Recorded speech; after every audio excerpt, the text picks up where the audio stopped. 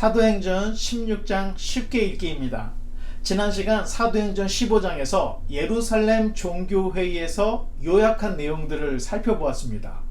유대인들에게는 개종한 이방인들에게 할례의 걸림돌을 두지 말라는 결정이 있었고, 또 이방인들에게는 유대인과의 교제에 걸림이 되는 우상에 더러운 것, 또 음행, 목매어 죽인 것, 피를 먹지 말라는 결정의 내용이 있었습니다. 오늘 본문에서 사도 바울은 디모데, 누가 등 바울 평생의 동역자들을 만나게 되고 이제 바다 건너 유럽 전도를 하기 시작하게 됩니다. 사도행전은 잠시 숨을 돌릴 휴식처가 없습니다. 한 사건이 끝났는가 싶으면 또 다른 숨막히는 사건이 연속이 되고 있습니다.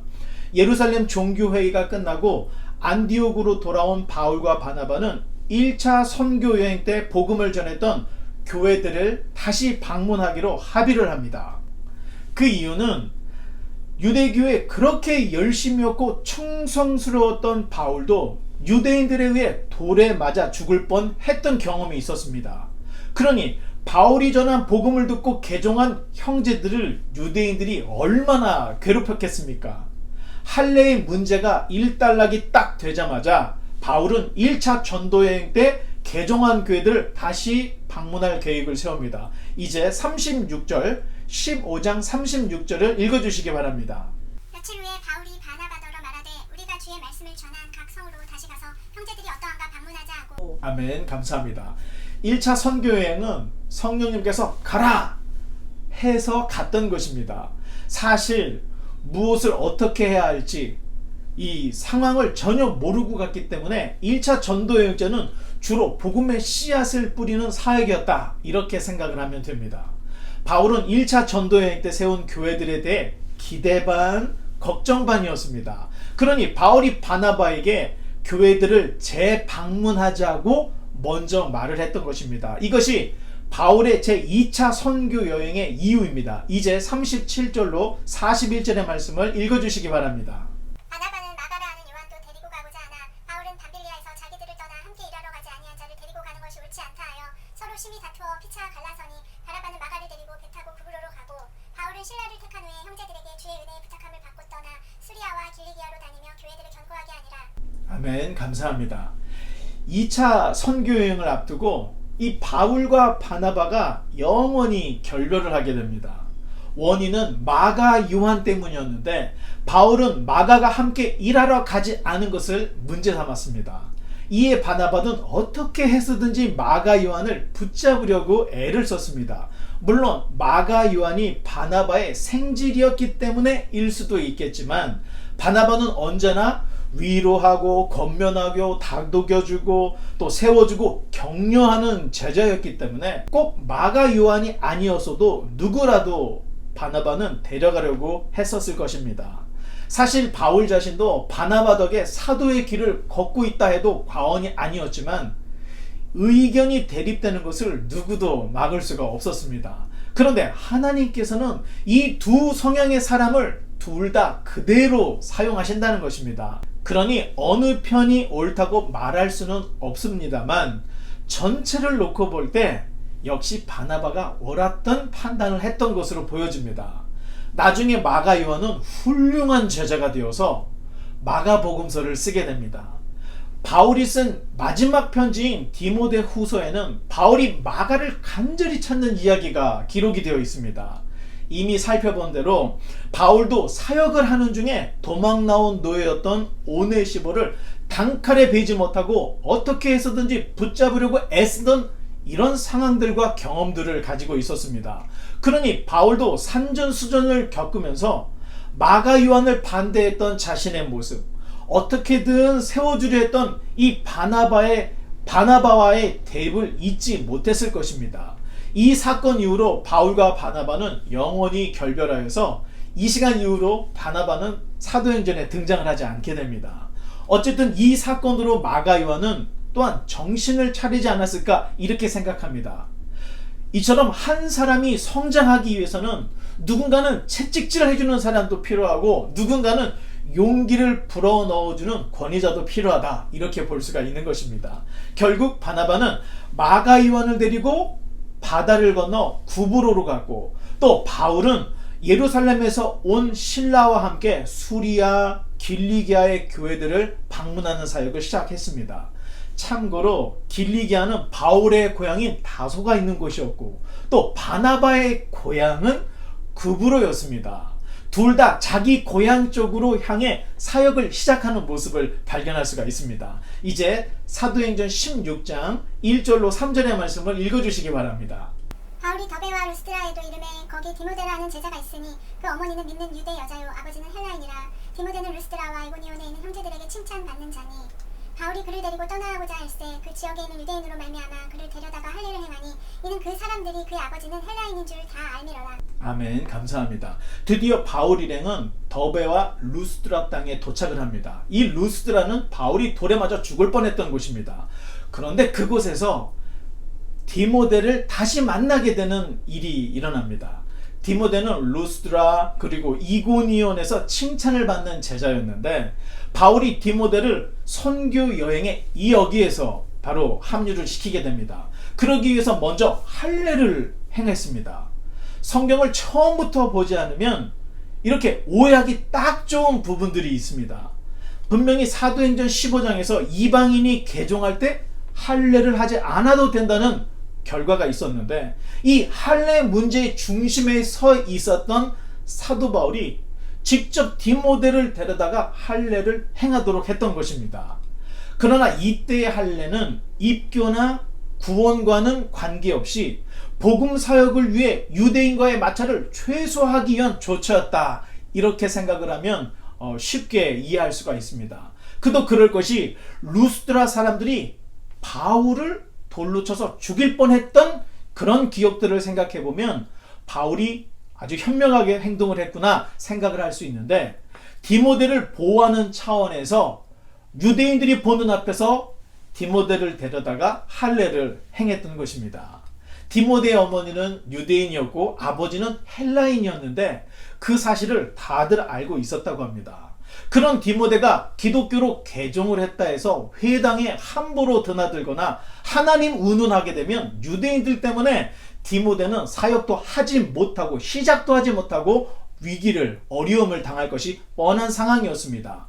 바울과 디모데의 만남은 역사적 만남입니다. 바울은 디모데를 자신의 믿음의 아들이라고까지 할 정도였고, 또 디모데는 바울의 남은 생애와 함께했던 제자 겸 동역자였던 것을 볼 수 있습니다. 여러분과 저와의 만남도 이런 역사적인 만남이었으면 하는 바람이 있습니다. 이제 4절로 5절의 말씀을 계속해서 읽어보겠습니다. 여러 성으로 다녀갈 때 예루살렘에 있는 사도와 장로들이 작정한 규례를 그들에게 주어 지키게 하니 이에 여러 교회가 믿음이 더 굳건해지고 수가 날마다 늘어가니라. 아멘. 감사합니다. 바울은 복음만 전하고 성경만 가르친 것이 아니었습니다. 예루살렘 종교회의에서 사도와 장로들이 작정한 규례도 가르쳤다는 것입니다. 이러한 가르침은 교회 질서를 위해서 매우 중요한 가르침입니다. 신앙 성장을 위해 예배만으로는 사실 성장이 부족합니다. 예배란 신앙의 고백이기 때문에 심도 있게 성경과 교리를 배울 수가 없습니다. 더욱이 오늘날 예배에서의 설교란 거의 제목 설교 내지는 주제 설교를 하기 때문에 성경이나 교리적 가르침이 거의 없는 것을 볼 수가 있습니다. 제 개인적으로는 크리스천이다 하면 자기 나이만큼은 성경을 읽어야 한다고 생각합니다. 성경을 알아야 교리를 이해할 수 있습니다. 교리란 성경에서 정리된 것들이기 때문에 성경을 모르면 교리를 알 수 없고, 교리를 모르고 성경을 읽으면 잘못된 길로 갈 수 있습니다. 그러니 성경과 교리는 같이 가야 한다는 것입니다. 현재 바이블하우스 유튜브에 내 마음의 교리가 계속해서 업로드되고 있습니다. 내 마음의 교리는 마치 옥함의 칼날처럼 우리도 모르는 사이에 신앙에 끼어들어온 거칠 애들을 다 벗겨내고 정말로 우리가 알아야 할 기독교 신앙에 대해서 날카롭게 강의를 하고 있습니다.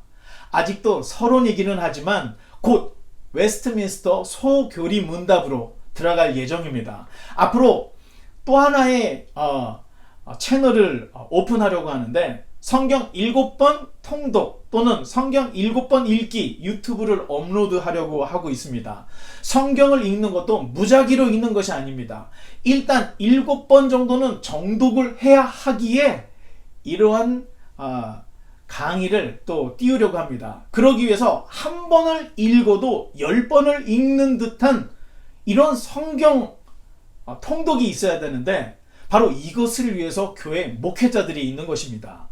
여기에 마지막으로 한 가지를 더 배운다면 헌법을 배워야 합니다. 헌법에는 교회 정치, 권징, 또 헌법 세칙, 예배, 모범이 포함되어 있습니다. 교회 생활이 클럽 활동이 아닌 신앙 공동체가 되려면 헌법까지는 배워야 경건하고 거룩한 신앙 공동체 생활을 할 수가 있는 것입니다. 이러한 이유에서 바울도 복음만 전한 것이 아니라 예루살렘 종교회의에서 결의한 규례들도 가르쳤다는 것입니다. 그러니 바울이 목회하는 곳에는 교회의 질서가 딱 잡혀서 교회가 단단히 세워져 갔던 모습들을 발견할 수가 있습니다. 이제 6절로 10절의 말씀을 읽어주시기 바랍니다. 성령이 아시아에서 말씀을 전하지 못하게 하시거늘 그들이 부르기아와 갈라디아 땅으로 다녀가 무시아 앞에 이르러 비두니아로 가고자 했으되 예수의 영이 허락하지 아니하는지라 무시아를 지나 드로아로 내려갔는데 밤에 환상이 바울에게 보이니 마게도냐 사람 하나가 서서 그에게 청하여 이르되 마게도냐로 건너와서 우리를 도우라 하거늘 바울이 그 환상을 보았을 때 우리가 곧 마게도냐로 떠나기를 힘쓰니 이는 하나님이 저 사람들에게 복음을 전하라고 우리를 부르신 줄로 인정함이로라. 아멘. 감사합니다. 왜 성령님께서는 아시아에서 바울로 하여금 더 이상 말씀을 전하지 못하게 하셨을까? 사실 우리는 성령님께서 하지 말라 하시면 그냥 하지 말면 된다고만 생각을 합니다. 그러나 모든 일에는 원인과 결과라는 인과관계가 있습니다. 그것을 찾아야만 하나님의 뜻이 무엇인지를 깨달을 수가 있는 것입니다.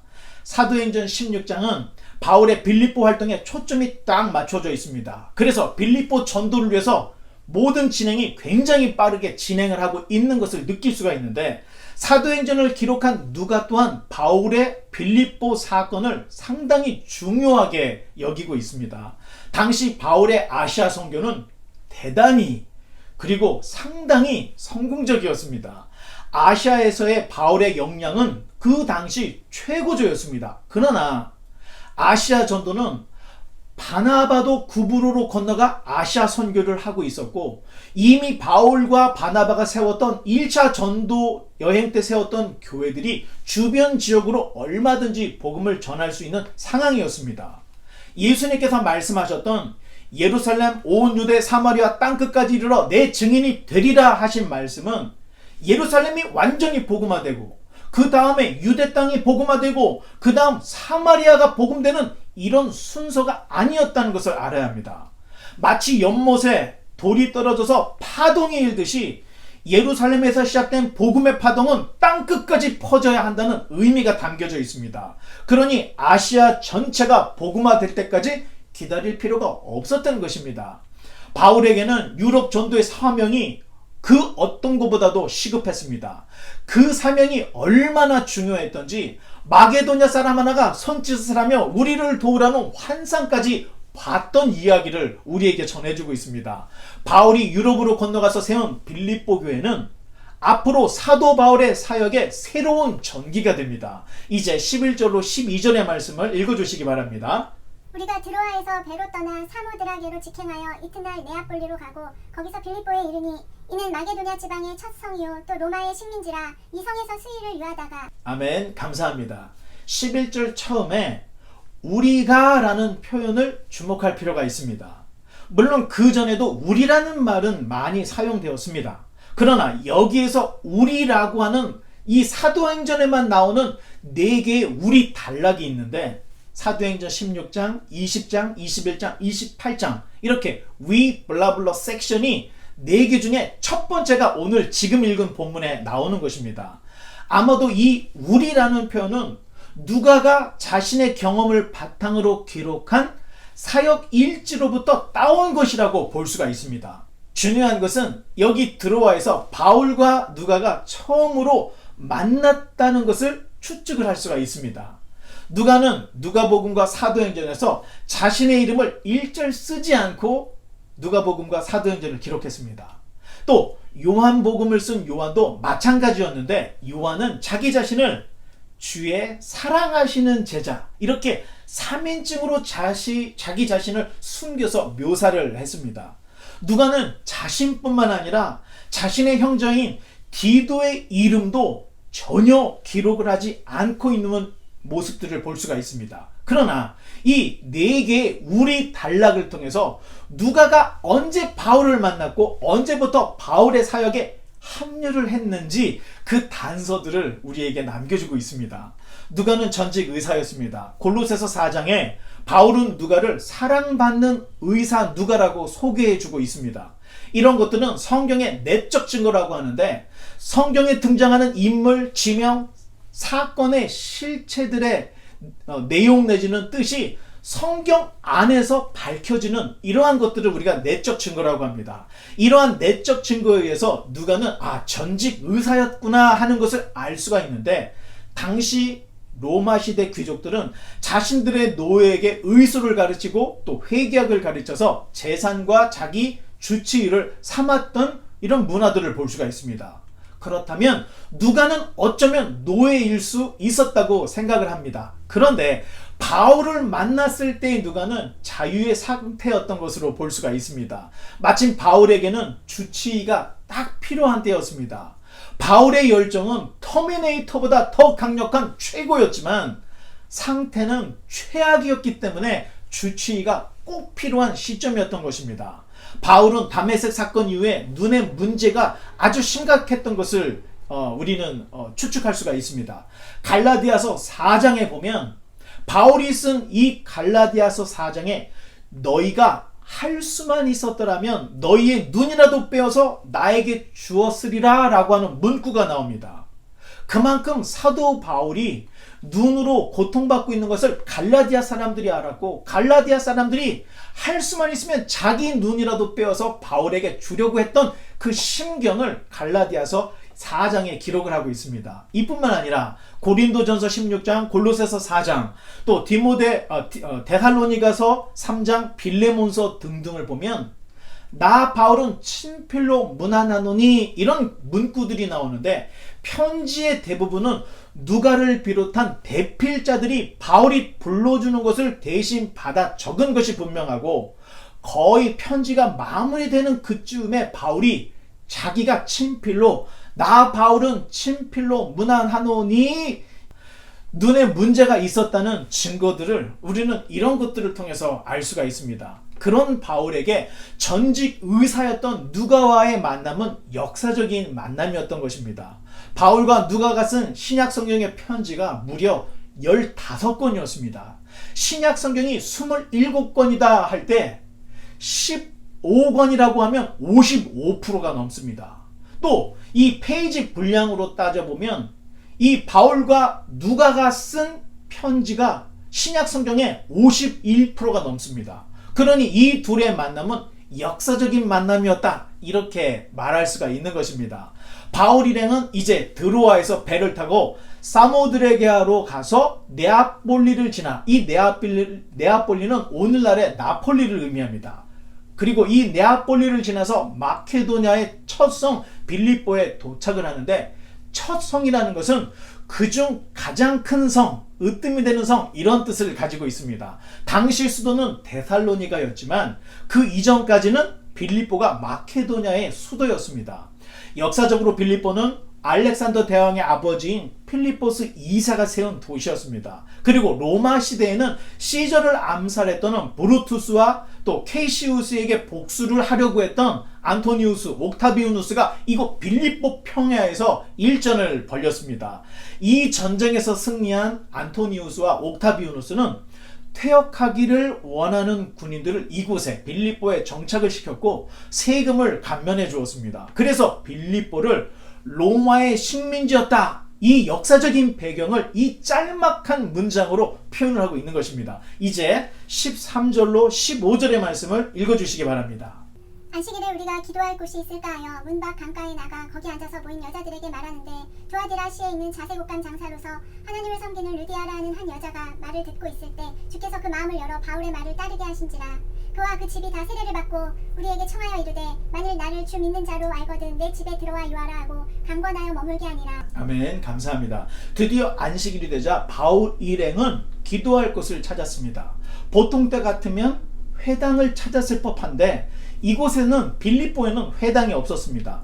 회당이 없었던 역사적 배경을 알아야 합니다. AD 49년에 클라우디우스 황제가 모든 유대인들을 로마에서 추방시키는 칙령을 발표했습니다. 유대인과 기독교인들 간의 분쟁이 점점 가시화되고 여러 지역에서 국지적으로 문제가 일어나자 황제가 아예 유대인들을 로마 땅에서 로마시에서 추방을 시켜버렸던 것입니다. 행정상 빌립보는 로마의 식민 도시였기 때문에 이곳에서 거주하던 유대인들도 떠날 수밖에 없었습니다.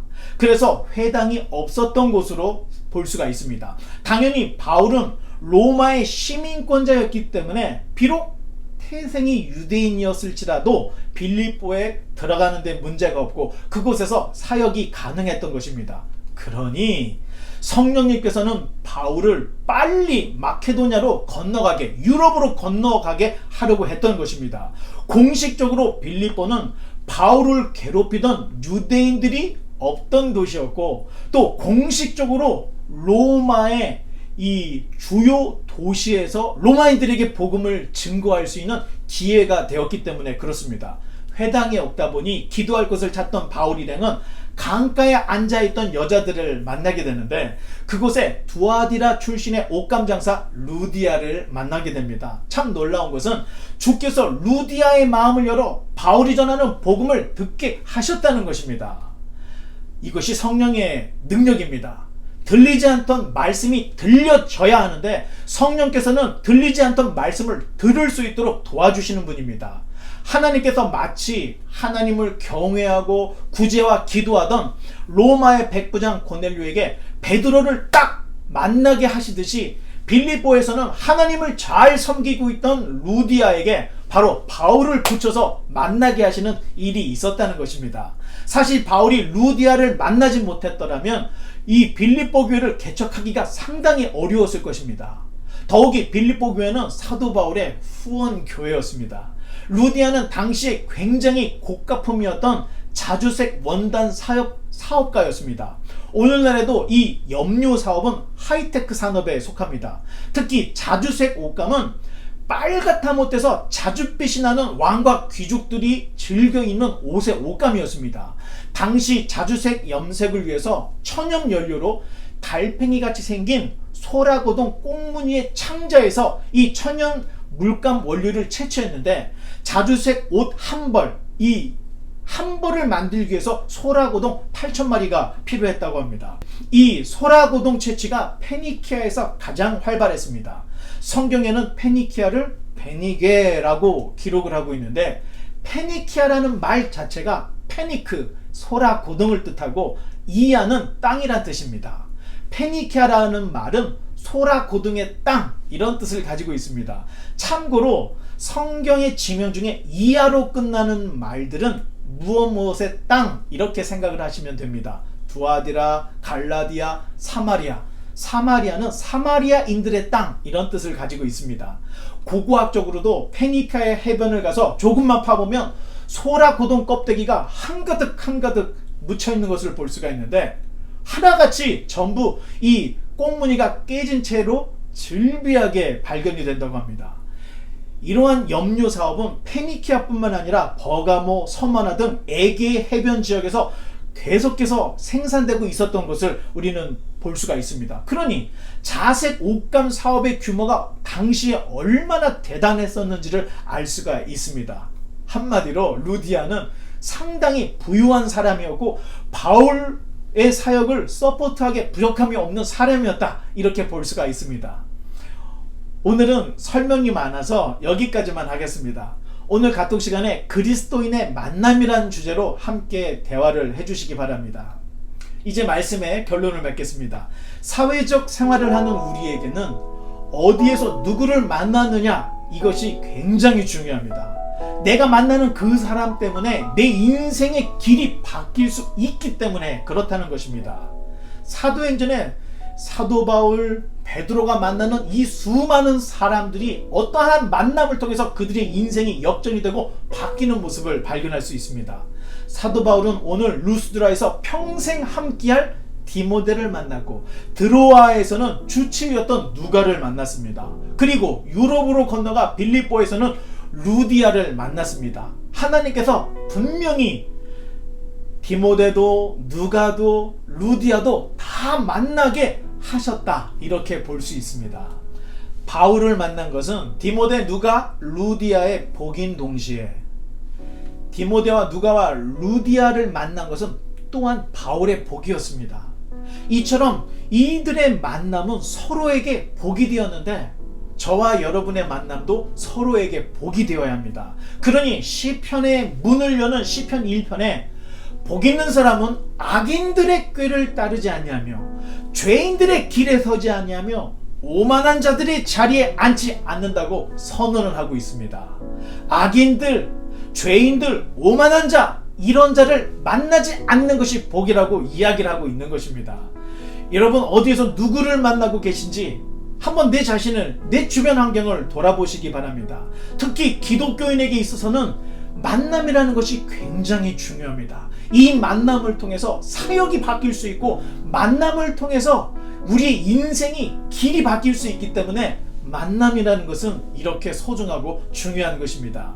저와 여러분의 만남은 오직 하나님의 말씀을 즐거워하여 그분의 말씀을 주야로 묵상하며 그분의 백성이 되기를 소원하는 같은 마음을 가진 자들의 복된 만남이 되기를 간절히 바랍니다. 우리 모두가 말씀과 성령의 인도하심 속에서 같은 길로 나아가는 저와 여러분 되시기를 주님의 이름으로 간절히 축원합니다.